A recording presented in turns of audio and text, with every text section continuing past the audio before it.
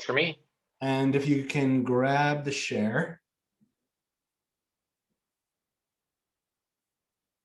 All right, can you folks see my screen, my presentation? Not yet, it's still stuck on Charlie's for mine, but you can choose oh yeah, there we go. It has magically appeared. And can you see me? Yes. All right. Hi, everybody. My name is Kyle. Glad to be here today. Thanks for having me. Today I'm going to be talking about Open Distro for Elasticsearch and beyond. I work for Amazon Web Services, who's the sponsor of the Open Distro project. And you can see my contact information on the screen here. Let's just go over a little bit about me so you can know who I am before I dive into just talking about the project. So I like to do this in numbers. So first, 1992, I cheated a little bit there, but 1992 was the year I started writing code seriously. I started in Turbo Pascal 6, and since that time, I have never not had a project going. I even worked in other industries, but I always had something going, either as to help me out in my other industry, or in a situation where I was using it just as a hobby project. And then I worked professionally as well, of course, but it's been a lifelong thing for me. Most of my life has been involved with software. I probably should have been riding my bike when I was that age, but instead I was diving deep into different things on that. I've always loved databases as well, and we'll get into that a little bit later. 178. 178 is the number of days I have been working at Amazon. So I'm a relative newcomer to the organization, and it's been a wild ride. I joined Amazon because I wanted to work with open source projects, and Open Distro is one of those, and it's gotten a lot more intense in the recent couple of weeks, a few weeks there. So we'll talk more about that later. So yeah, 3 is the number of search engines that I worked with. I started out going down the path of just obsessing over search about 5 years ago. I actually had a project that I needed to do that required quite a bit of search intelligence in it.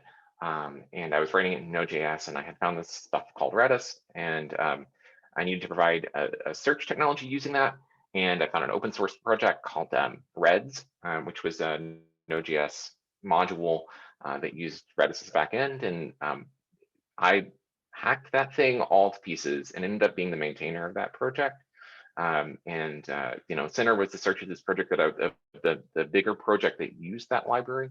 So I got really familiar with it. Later on, I joined another organization, and I got to work with Redis Search, which is a Redis-based search module. It's built into Redis. And then a few months ago, I joined Amazon, and then I started working with Elasticsearch. So I kind of have a long line of those. I've always been interested in databases as well. I do have a distinct memory of staying home from school because a new version of DBase came out, which is just laughably weird in my mind. If I knew a kid that was doing that these days, I think I would have not let me do that. So anyway, the next number is 53. 53 is the parallel that I live at. I lived in Edmonton, Alberta, Canada. It's the northernmost city in Canada. If you are in the UK, you might think the 53rd parallel is not that far north, but it is the northernmost city in Canada. And we get some pretty insane weather up here. It gets about -40, and that's where Celsius and Fahrenheit converge. So it's a beautiful summers, catastrophically bad winters, but I still like the place. 8 is the number of pounds my dog weighs. I put this in here because he's sitting behind me, and at some point he may jump in my lap, and that's just the nature of working in a pandemic. The house is what the house is. And speaking of the pandemic, I do want to show you a picture of me, what I look like before the pandemic. And the one thing I always I apologize for is I'm cutting my own hair because I'm not going to the barber, and my hair looks so much better. And I hope when we meet, my hair looks like this picture that you see on the screen. instead of this stuff that I'm hacking away at shears and things. So not how I'd normally present myself. Anyhow, let's go on and look at the agenda for the presentation. I'll go over just generally what the Open Distro project is, what it does, and that sort of thing. I'm guessing a lot of this will probably be review for many of you folks who are familiar with Elasticsearch or Open Distro. We'll talk about the key features as well of Open Distro specifically. We'll talk about the roadmap and future, and then how you can get involved. So just an overview of overall everything that's going on here to provide some groundwork. Elasticsearch and Cabana. I'm assuming most people here know what they are. The TLDR here is Elasticsearch is a distributed full text search daemon that's built in Java using the Lucine library. It's used very widely. Cabana is a UI and visualization platform that kind of interfaces with Elasticsearch, and it's built in TypeScript using the Node.js runtime. Both of these pieces are Apache 2.0, and I'm putting 2 asterisks there because up to 7.10.2 that was true, and we'll get into that a little bit later. But most importantly, and I think this is the thing that makes this whole presentation work, is that it's extensible via plugins. Both Elasticsearch and Cabana are, and that really becomes the heart of what the Open Distro project is. On that note, what is Open Distro for Elasticsearch? Well, it's primarily a collection of Cabana and Elasticsearch plugins that are all Apache 2.0 licensed. And these pieces kind of round up the functionality of Elasticsearch and Cabana. We'll get into this a little bit later, but they really kind of give you these features that you would want to use to make it kind of a fully fledged system for a variety of use cases. It's also a handful of tools that interface with Elasticsearch and Cabana. These are all also Apache 2.0 licensed. I make the distinction here because you know, a lot of the stuff that's plugins and they kind of work integrally with Elasticsearch and Cabana, where the tools are things that work outside of it and kind of you know, support Elasticsearch and Cabana and the plugins that we're talking about. And then a multi-platform installer. So that takes all these individual pieces, puts them together in a way that you can easily run them, you know, whether it be a Docker container or on Windows machine or you know, in Linux or something like that. So that's what Open Distro is, but you might ask, why do we do it? We really actually love Elasticsearch at Amazon. And this is beyond, like, you know, Amazon does run a service that is loosely based on Open Distro, Amazon Web Services, but also just in general, Amazon generally, you know, we use it up and down all over the place. It's a really useful tool for a variety of things. We can't imagine a lot of the things that are going on in the world without open source Elasticsearch. It's something that just, you know, you can throw out a variety of different things at it and it just works pretty well. And that speaks a lot to kind of the decisions that were made in making it really a useful tool. So the other reason why we do Open Distro is because open source matters. It matters for a lot of people. I mean, of course, there's those folks that look at it and say, I want to have everything in my life to be open source, and that's fine. And those people are great. For those people who are more pragmatic, oftentimes it's a requirement for their organization. So in an example where, you know, the organization says you can either buy proprietary software or and a lawyer has to evaluate that license, or you can use this list of approved licenses. That's really important, and Open Distro provides that kind of level of, you know, assurance that it is open source, and you're not going to have, you know, a meeting with your CTO to figure out if you can use this. So that's really important to us, and we're in that boat. For that matter, we have a list of approved licenses we can use in Amazon. Users just need more. Elasticsearch and Cabana are great on their own. They do a lot, but they don't do everything. And there's a number of kind of table stakes things that most people need to kind of round out their functionality, right? Open Distro provides that in a way that meets kind of the open source criteria. We have a firm belief that inside our part of the organization that open source is positive for the community and for users, right? This is a situation where, you know, there's how many people have built their careers on having, experience with open source, right? Countless people have done that. I have benefited from that. If there hadn't been this out there, I probably would never have been able to have experience with the software. So it bolsters people. Not to mention the fact that when you get involved with a piece of software as a contributor, you learn that software really well, and it really advances the whole industry. So it's a net positive. It's just a net positive.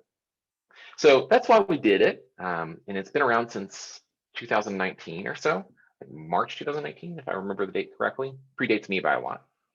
But what does it mean, right? I'll tell you why we've done it in kind of a very high level. Let's talk about the features of it, right?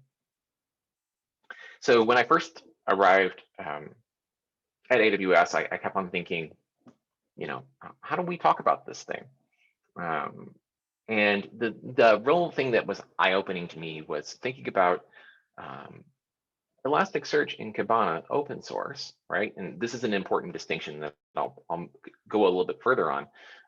Elasticsearch and Cabana up to 7.10.2, there was an open source version, and then there was a distribution that was provided by another organization that provided that core open source, or the Elasticsearch and Cabana, and they also provided plugins, but they are licensed in a different way. They're not open source, right? So in this way, we're taking just the core part of Elasticsearch and Cabana, the open source part, and then providing these plugins. And the plugins are the things that really go there. And I kind of think of it like a power strip, right? And the power strip itself does something. It may be a search predictor, it may do other things. It provides the power, though. And then you take other things and it makes it useful, right? And that's where we have all these different plugins. And there's different plugins on Elasticsearch and Cabana side, right?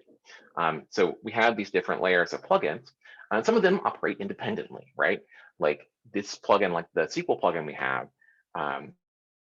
is something that you don't necessarily need anything in Cabana to use. Whereas there's other things like security, where it has to have a component on both sides, right? It needs to have a component on the Elasticsearch side, it needs to have a component on the Cabana side. To even function properly, right? Because you just need to have that kind of flow back and forth. And then you have things like anomaly detection, where you can certainly use them independently, just the Elasticsearch side, but it becomes a lot more useful and meaningful when you start using the Cabana plugin alongside of it. Of course, all this stuff comes in together under the installer. And then that way you kind of, once you install Open Distro, you get a full-fledged system, right? You don't have to do any other further installations to be able to do a number of different use cases. So how does this work? Or what does security and access control provide? That's kind of the core of Open Distro. First thing it has is like node-to-node encryption. So when the pieces of the cluster are talking to each other, they're doing it in an encrypted way, not in clear text. So that's really important for a number of people. It's just something you kind of want to have for general operational best practices. Authentication, it provides authentication. And this is kind of one of those things that just stops a lot of problems that people have in securing Elasticsearch and Cabana. And we have to support all the major kind of integrations with that. Role-based access control. This is also something that you want to have that kind of plays into the authentication piece. You can assign roles to users, and those users can then perform different actions on different pieces of data. These two last, well, actually these three bullets all kind of feed into one another. But I think perhaps for me, some of the most interesting things here in the security and access control portion of Open Distro is the ability to do index, document, and field level access restrictions. And so that's a pretty good granularity, right? For me, when I think about building applications or something with this, of course, you have all sorts of different people that might not be able to get have access to different parts, and then that's just for compliance reasons or whatever. But when we talk about building actual things around this or search use cases, the field level access control is a killer. You can really do a lot of cool things with that. So in that case, for example, let's say you have an application and the application itself only needs access to certain fields. Well, then that is authenticated as one user, and then other users that need more for like backend processes it can do that. So of course, there's things like audit logging to know when things happen, how changes are made, and being able to dig back through those things. Again, it's kind of a compliance thing. And then multi-tenancy and Cabana. With Cabana, that allows you to have multiple different types of people using it, and they can then see kind of different views of the data or the visualizations more specifically. So when, let's say, someone comes in that needs to only zero in on a certain type of report or a certain type of visualization, they can see that and they can share that among people of the similar kind of type of role. So really useful stuff. Okay, moving on to the query languages that are available in Open Distro. Of course, the Elasticsearch query DSL is available. This is kind of the baseline that you'll see across all Elasticsearch stuff. It's useful, it's powerful. It is a little bit, it's challenging for a lot of folks. It's not like a lot of query languages, and you have a lot of curly braces and you have double quotes that you have to kind of match, and that gets really challenging for a lot of folks. But it's very useful, and frankly, a lot of people use it.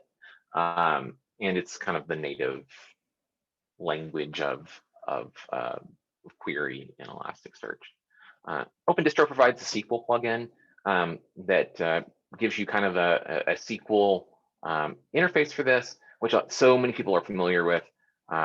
It doesn't comply with any direct standard at this moment. It's not like ANSI SQL insert year or anything like that. It does have variations in it. That's something I think that we've talked about in the past as well, but it's really useful because, for those who are just diving into it, especially for users that are coming in, they're going to want to be able to use it as fast as possible. And learning the query DSL is just not going to happen for a number of users, but so many people in our industry have been exposed to SQL, even though it's a little bit of an odd fit from a data access standpoint. I mean, structured is directly in there, and we're not always using structured data in something like this. So it's a little bit of a weird fit, but it does get people where they need to go really quickly. So the other thing that's relatively new, and this is one of my more interesting parts, is the pipe processing language. And I really like this. It's something that came out, I think, just a couple versions ago. So since I've been here, so less than 6 months ago. And what it is, it's kind of like Linux pipes or Unix pipes, where you're taking different pieces and then you're feeding one into another. So if you see this, all these queries kind of result on the same, will get you the same type of data. And so in this one, let's break this down since it's probably least familiar to anybody here. I'm taking a source, which is the index, and then I'm piping that into the where clause to give me things that are greater than 1600, the field ran. And then I'm just returning the field that's called name. Where this really shines for me is kind of iteratively building queries, because you can start with something very broad and then kind of add things in. If you contrast that with either other forms of the query languages, they're pretty distinct, right? Like you can see where you kind of have to think through things in different ways. So all are valid and all are great. Talking about alerting. Alerting is one of those key features for those who are doing kind of log analytics. There are other cases that you use this for, but I do always mention this one. Run a query on a schedule every 5 minutes or so, something along that lines. A trigger alert when a condition is met. So in situations like that, the canonical example is when n number of errors occur in a single hour, right? You want to do something, and that alert can be, it can take an action. So fire off a Slack message, a webhook, etc. So anything along those lines that you can then be alert a human or perhaps even another process to take an action there. So super useful for a number of things. And outside of the analytics space, you might have a situation where some other patterns I've seen is things like a product catalog. Let's say that all of your alert me when anything added to the catalog is less than $1 or something along those lines, right? Like that would be an obvious mistake or something. So it can provide these kind of background information that you don't have to think about. You just set it up and then you kind of forget about it. Anomaly detection is kind of along the same lines, but it's unsupervised machine learning. So random cut forest. So it finds outliers in your data. So you create detectors, which would be like, for example, like these things take timestamps and filters. It's usually based on a kind of a more time series based of stream of information. And then you have features to the detector, like what are you looking for, and then you observe the results. So a great thing here would be looking at situations where you don't know what your strange condition would be. So if your data comes in and it starts to look, all data is coming between a certain range, and all of a sudden you get a weird spike out of it, and you wouldn't have set that up because maybe you're, it will continuously learn. So maybe let's say that you're looking at number of errors, and just because your service is getting larger or something like that, the number of errors is also getting larger. But all of a sudden you get a spike. This is what this is there for. And you get to adjust the model and keep on going. So it's a really great way of providing that kind of layer of hands-off and just finding where things look a little bit weird. And of course, you can manage those detectors. Some other features we have in this, we have KNN, K nearest neighbors. So find similarity. So for example, things in recommendation engines, fraud mitigation, things like that. Of course, you can manage the index state. So as indices age or grow, or the number of documents gets larger, it can then do different actions on those indices. We have notebooks, which is a relatively new feature. Basically, these are data stories, so this allows you to kind of build a richer story around your data. So in Cabana specifically, so in that case, what you're going to do is you may have a visualization and you want to provide some backing text to it. And this would be great for providing reports to people. And the other kind of thing is we do have reports, which is a new feature, which allows you to kind of bring those things out of Cabana into a format that people who may not have access to can use. And we have trace analytics. That's part of our distributed tracing efforts, where you can have, so really useful in like microservices architectures, not particularly something that's interesting in the search space, right? Definitely for the log space. So now I want to go into what's happening now. Now that was the presentation, or part of a presentation that I gave a while back, and this would have been, if things hadn't changed, that's the type of thing that I would talk about all the time. So let's go over the state of Open Distro 1.12. We're at 1.13 now, and I'll get to that later. So the way Open Distro is built, it takes the binary open source Apache 2.0 version of Elasticsearch in Cabana, which was developed by the open source community in Elastic. Our build process actually downloads those artifacts directly from Elastic, and then it takes the plugins and puts them in. And that's why it's called distro, right? We don't have a situation where we had anything distinct from those things. There's a lot of things that worked well together, just like a Linux distro. And those plugins were developed by the open source community in AWS. So that was valid up until 1.12. And this was actually a confusion point for the community in general. Most people would look at this and think that it's something distinct, which we'll get to in a second. So January 14th, there was an announcement made that from Elasticsearch 7.11 and Cabana 7.11, the Apache 2.0 version would be dropped, right? In place of that would be the SSPL version. Now, you may ask, what is SSPL? Source Available Public License is what the acronym stands for, if I get that right. So is this open source is the question that really kind of came up for a lot of folks. And open source is defined a number of ways, but the most canonical way is the OSI, or the Open Source Initiatives view of this. And they kind of are the bearers of what open source is and what it isn't, the keepers of the definition. So they keep a list of approved licenses. It's not on that approved list. And they keep a list of definitions, and it doesn't meet that definition. So for the community and for most people involved, and for us, it's not open source. And I think, that's not really a question. I think it's even acknowledged that it's not open source. So that was a problem for Amazon in a number of different ways. We have service based on it.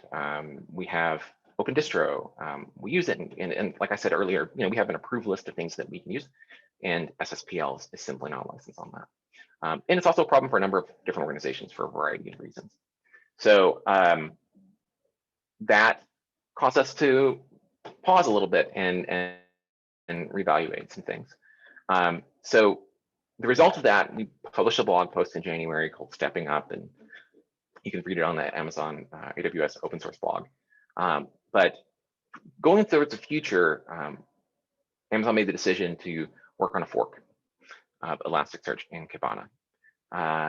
And so the future of Open Distro is that we're going to take that fork and take our plugins. We're going to still keep them as separate entities inside the architecture.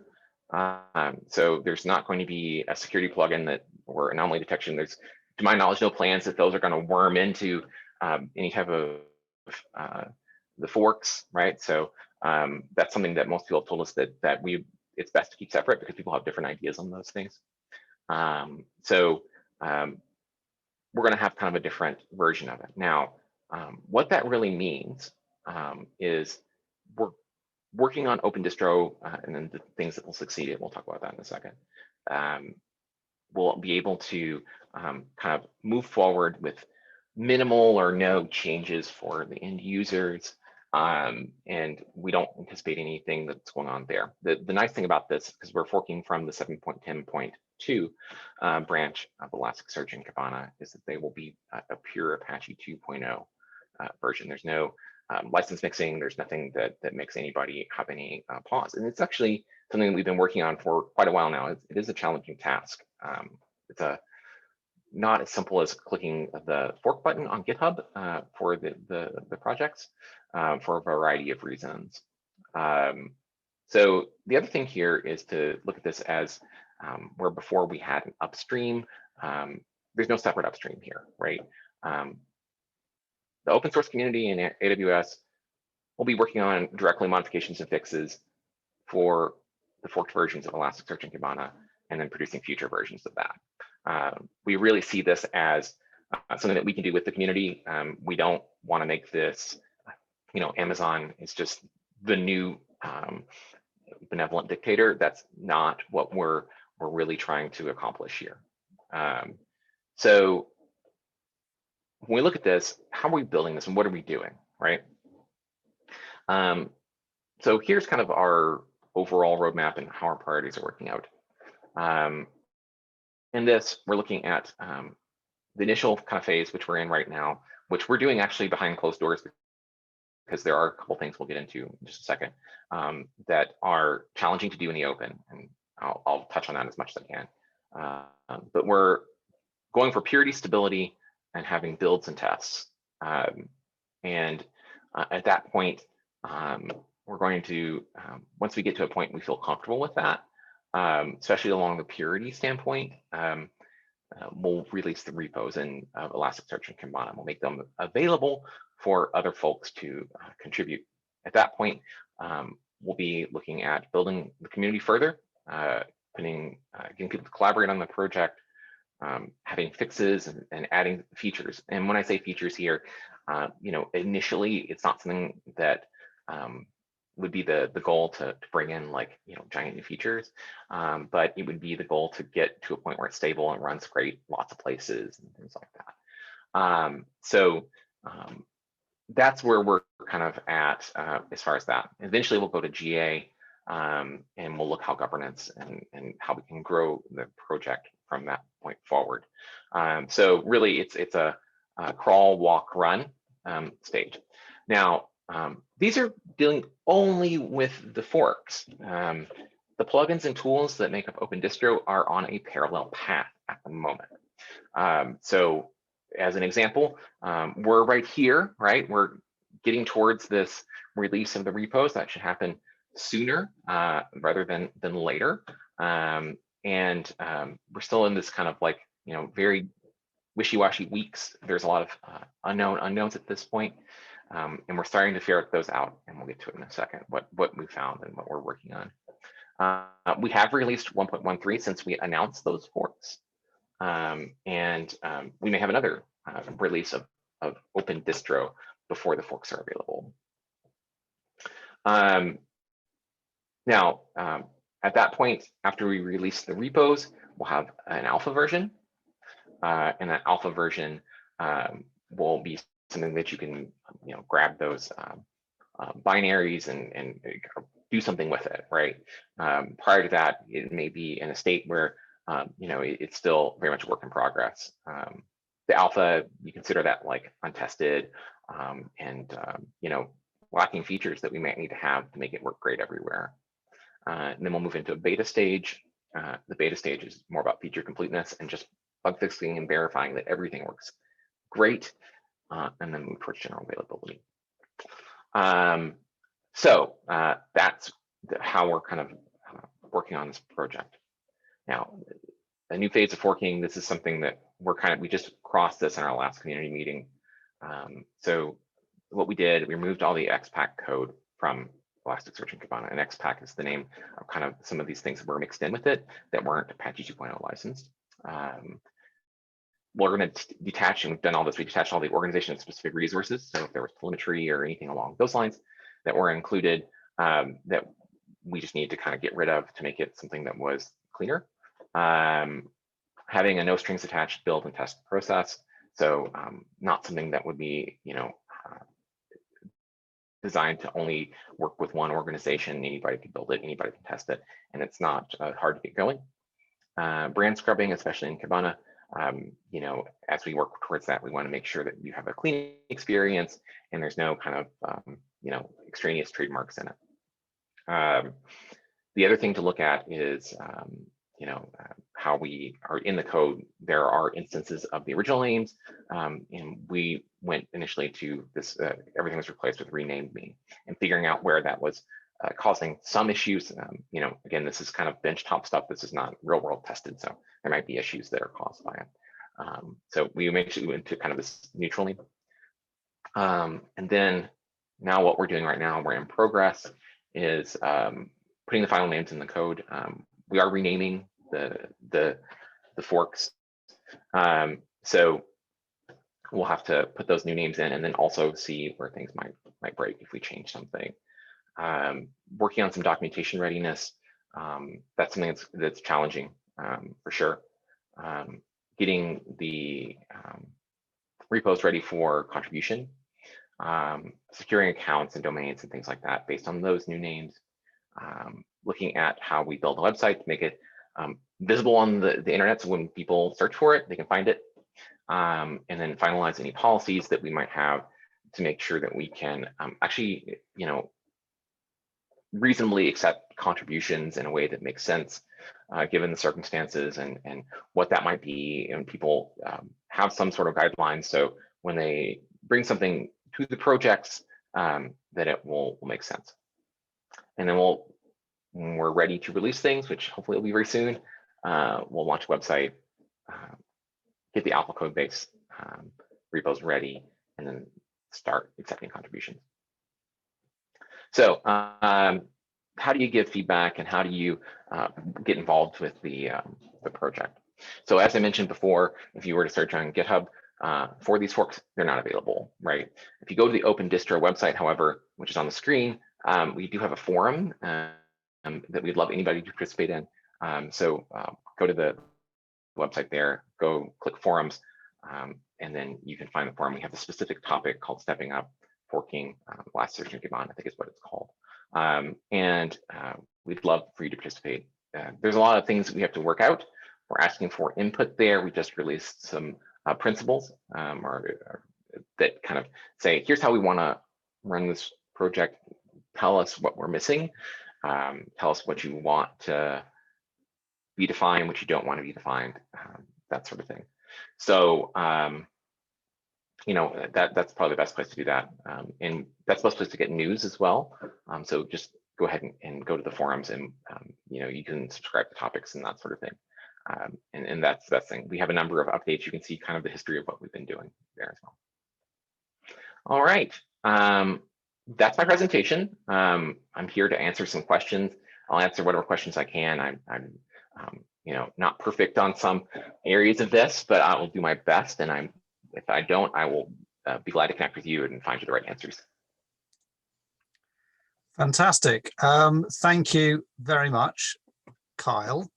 We're going now to go to questions. So if you have a question, please drop it into the Zoom chat and I will ask it on your behalf. And hopefully we can carry on. We've got quite a lot of time now. And so please do have a think of your question and drop it into the chat. And if I can't understand it, I may ask you to ask it in person. Please do go ahead. What do we got to ask Kyle today?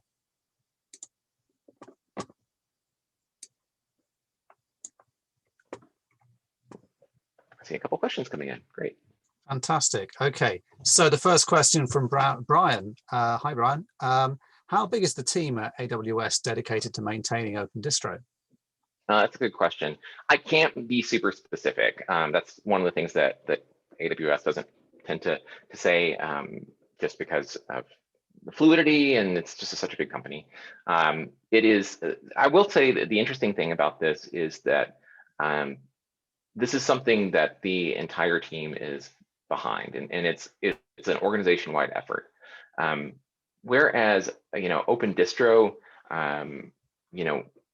when we started doing this, when I arrived, it's kind of like individual teams working with the forks and moving forward.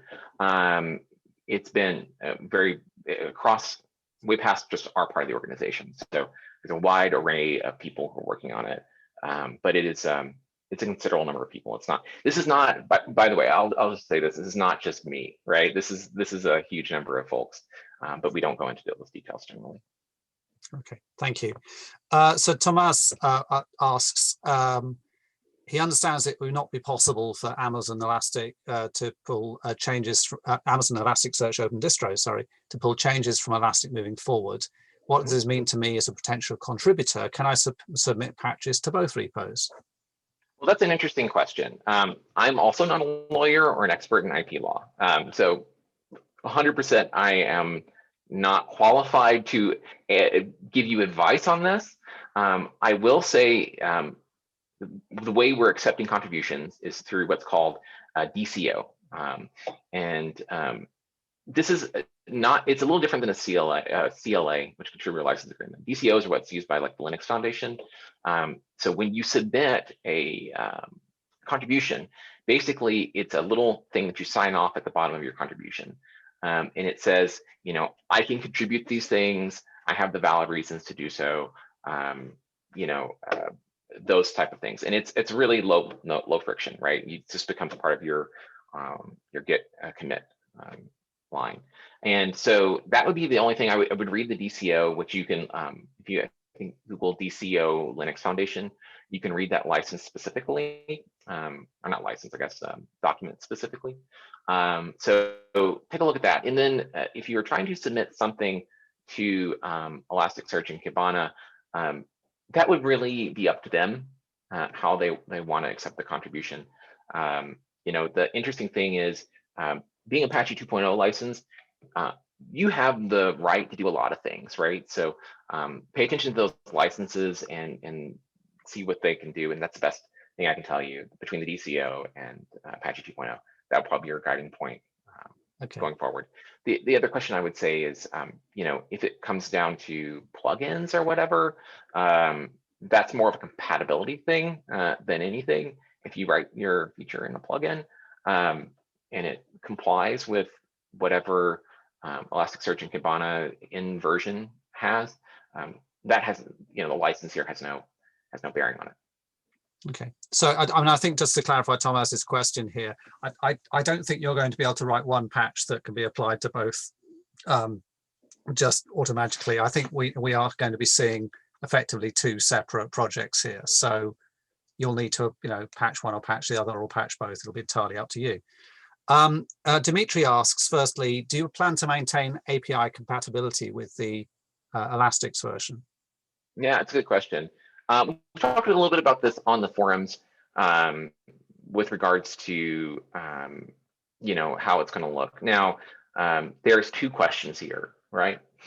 Question number one is, how is it going to look for somebody running Elasticsearch in Cabana 7.10.2, and then how is it going to look versus the forks and someone running Elasticsearch 8 or 9 or whatever, right? So those are two different questions. With regards to like maintaining current compatibility, or I think that that's something people want, and I don't think that there's going to be a whole lot of changes there. There is specific things that we're considering as far as if you have existing indices and things like that, how's that going to work? And I don't think that's going to be a problem. When it comes to later API compatibility, I think that that's going to be an interesting question. The question that we kind of posed to the community is, if somebody has an API that makes sense, great.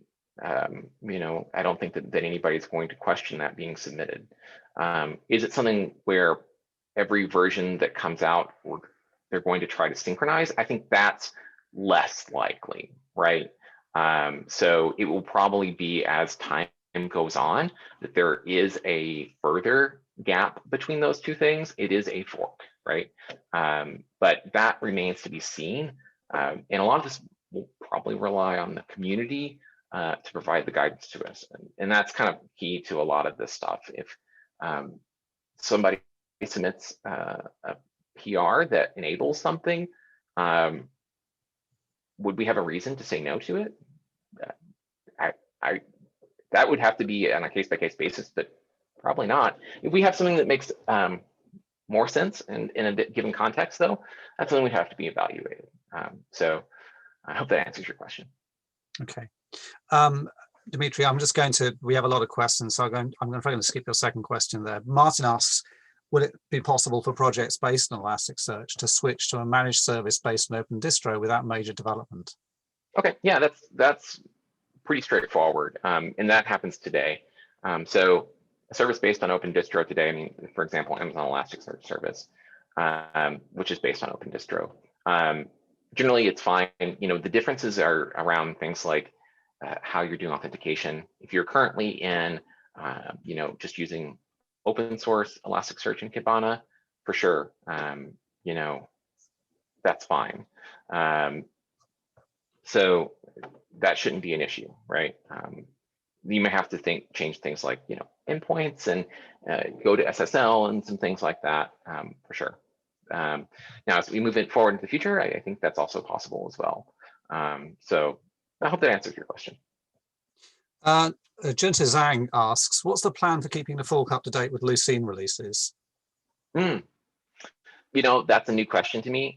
We actually have 2 people involved in the project that are also involved with Lucine proper. So I imagine that that will be a priority. There's lots of things that when we understood the implications of forking, we said, okay, also, we want to make sure it's a stable base and everybody can contribute to it and that sort of thing. But also, what have we been missing that's in Lucine that maybe hasn't been in the versions of Open Distro that have used Elasticsearch and Cabana? So, of course, those are 2 separate projects, right? You have Elasticsearch and you have Lucine, and so not everything's taken up. So there is specific things where we've been thinking about, and kind of your mind reels at the possibilities that would go there, right? So yeah, I think that it's going to. I don't have there's no policy written for it, but if I was to guess, this is just based on who's working on this, I think we'll be really thinking a lot about what can Lucine provide and what will Lucine give the project, and what's the advantages of making sure that we're keeping up to date, right? Okay. Junta, I'm just going to skip your second question. I hope that's been answered for some of the earlier questions about whether plugins will support an Elasticsearch version and continue to work with a fork. I mean, we are, this is all about APIs and forward compatibility, but these are separate projects. They are going to diverge by some degree. Chris asks a slightly left field question. How many search platforms does Amazon AWS have? Open Distro, Kendra, others? Are there different use cases for each? Yeah, it's a big organization, right? Certainly, yeah, there's Kendra, there's Open Distro, and then kind of, if you want to think of it this way, the derivative of Open Distro is AES, Amazon Elasticsearch Service. So it runs Open Distro for the most part. There's of course some like control plane stuff that it does a little differently, and a few other minor differences as far as like maps are different. But for the most part, anything you can apply to Open Distro, you can apply to AES to get the version compliance right. And then there's also Cloud Search, which has been around for a while. And they certainly do have different use cases. I will be completely ignorant here and tell you that my focus is on Open Distro. I don't know a whole lot about the use cases of the other search services that we provide. And so I probably can't answer where those use cases start dividing out, right? Okay, I know that Cloud Search was its own thing for a while. There was something called A9, which preceded it. And I think Cloud Search eventually might have been based on Solar for a bit, but yeah, I think we probably have to ask different people than Kyle, unfortunately. Yeah.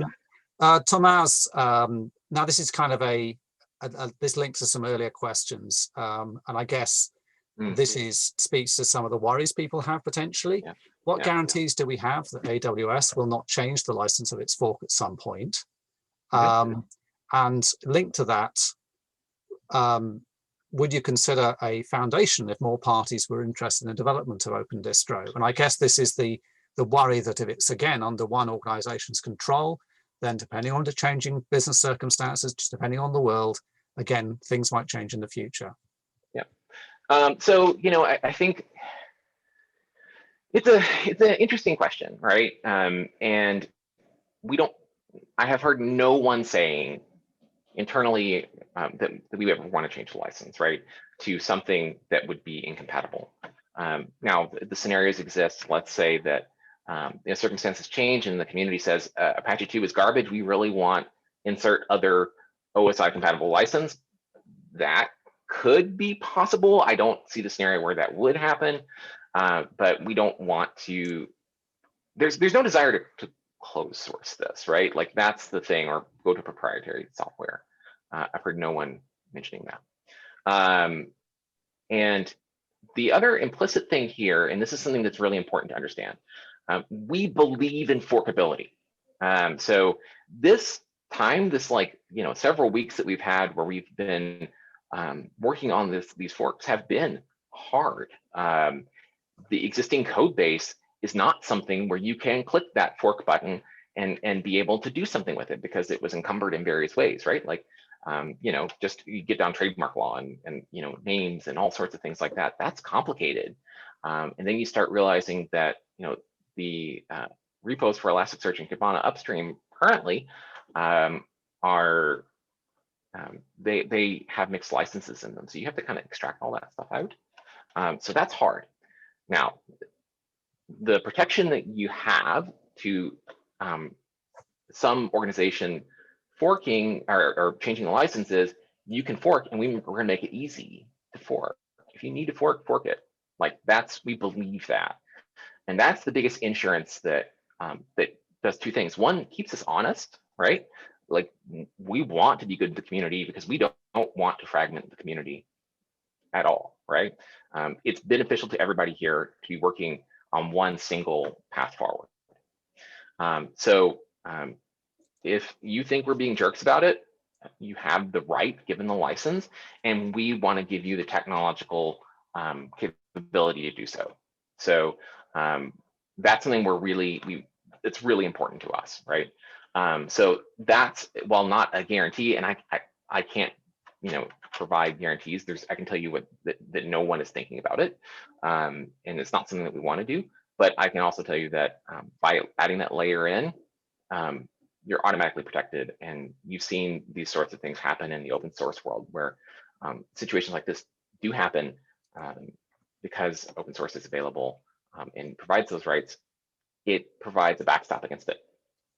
And about the foundation and things like that, I want to return to a slide that we have because there's been a couple questions on that. So we want other parties to get involved. 100%. That is a goal. Like literally, people people's jobs are really like pending on other people getting involved, right? Like that's something we really desire. So we want that, right? We want to gain new contributors. So when it comes to a foundation, what we've been thinking at this point is foundations usually would come out of like problems in governance, right? So for us to kind of roll out immediately saying, you know, we're going to make this a project of insert foundation or insert organization or whatever, may be premature. And we don't necessarily want to do that. If anything like that happens, it has to be something that is organic from the community, not something we impose on other people. So as we enter that phase where it says governance and that sort of thing, I think that's where we have to really think about. Okay, so that kind of answers Dimitri's earlier question about, is this an Amazon only fork for now, or are there other organizations involved? I know there has been interest from people like Box.io and others. And I guess are they working with you on some of this? Yeah, so that's a good question. You know, the work that we have right now up to this kind of line here has been all Amazon, right? And we've been talking with folks, certainly saying, what do you want to contribute? What's best? And we've been having a lot of conversations with a lot of organizations about that. And we're open to having further ones as well. But what really that comes down to is making sure that when we make the repos available, that's the real kind of key, that we're going to be able to accept those contributions as soon as possible. So we've been talking to folks and saying, you know, what are the things that you want to fix and how can we make this happen? And hopefully after we release the repos, you know, 0 to 5 days afterwards, we'll have new contributors. We think that's pretty realistic. But up to this point, it has been, the work we've been doing has been behind closed doors and just us. Okay, thank you. So and just one more thing to add to that, sorry. That's more of just a mechanical thing. As we work through other issues, it's just until you have forks up in public on GitHub, it's really hard to accept contributions. Okay. Thank you, Kyle.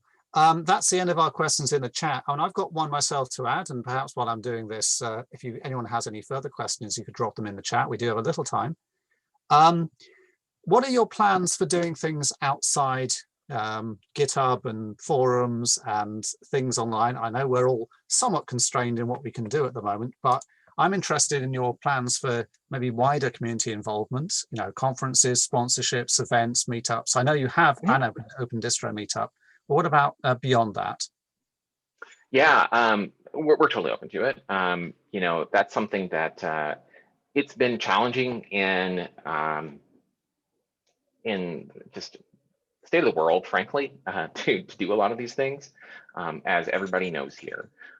So as we start opening up, and even beforehand, we're open to talk a lot about this. We've been a little bit, you know, constrained on how we can do things, as far as, you know, this is a good experience, but as it scales up, it becomes harder and harder to have a good experience in these type of community things. You know, presenting to 100 people, you just don't get that kind of interaction, right?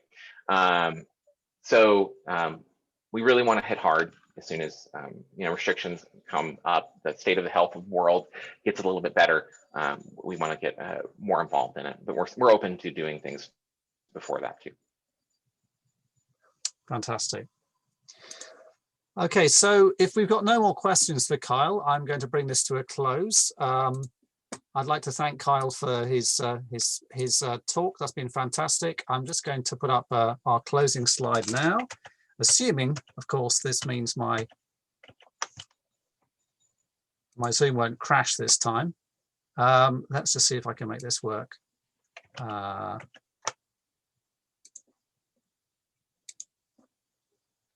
we go. Okay, hopefully everyone can see that. So firstly, thank you so much, Kyle. That's been hugely informative. Just to let all of you know that I had a chat with Kyle before we started, and he said that things are moving very fast. And if you've been giving this presentation a few weeks from now, it might be very different. So I would say watch this space. Keep your eye on the forums, keep your eye on Twitter, and we'll obviously try and publicize anything we hear about as soon as possible. So perhaps a good place to jump in might be relevant Slack at the bottom of the slide here, which of course you all know about and you're all members of. Our next talk on April the 1st will be from Jason and Kishore of TypeSense, and this is another open source search engine you probably haven't heard of, which focuses a lot on type ahead and things like that. So do come to that and hear what they have to say. There's many more open source search engines than you think, and this is just another of maybe the smaller fry. I'd also like to mention our upcoming training. I will say, if you want to come to Think Like a Relevance Engineer Elasticsearch, there is a single ticket on sale, so get started quickly. We also have the solo version of that and our Learning to Rank training, which are on sale at the moment. So do check out our training there, and hope to see some of you there. Just to finish off, thank you again to our speaker, Carl Davis, and to all of you coming and for your fantastic questions. And we hope to see you again back here at Haystack Live. Bye-bye.